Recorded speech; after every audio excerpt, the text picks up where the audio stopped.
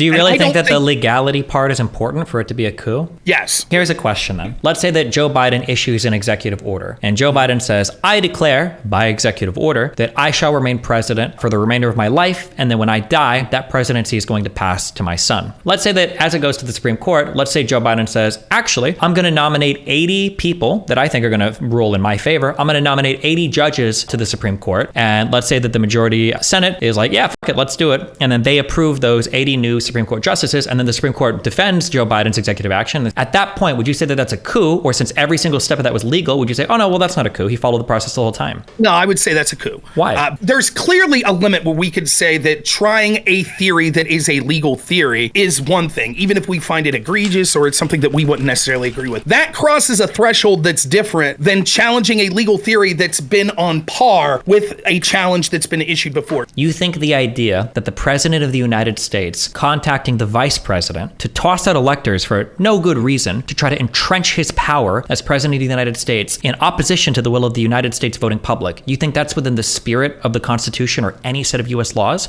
Well, the way you phrased it, not necessarily. You said no good reason. Correct. Do you think that Trump had any good reason to think that the electors were falsified from the states? Well, I think he had good reason to believe that the election was stolen from him. He might have thought that. He challenged that in court and he lost all 61 times or whatever. My question was for the electors, did he have a reason to think that the states sent false electors? It's not that he legitimately thought the states sent false electors. That's never the argument or the legal challenge. Well, but that was the legal challenge. The legal challenge was to toss the electors, not challenge them in the states, but to toss the electors. The goal here was never to throw it back to the states to evaluate the integrity of their elections. The goal here was to use the Electoral Count Act and the process of counting the electoral votes to make Donald Trump the president.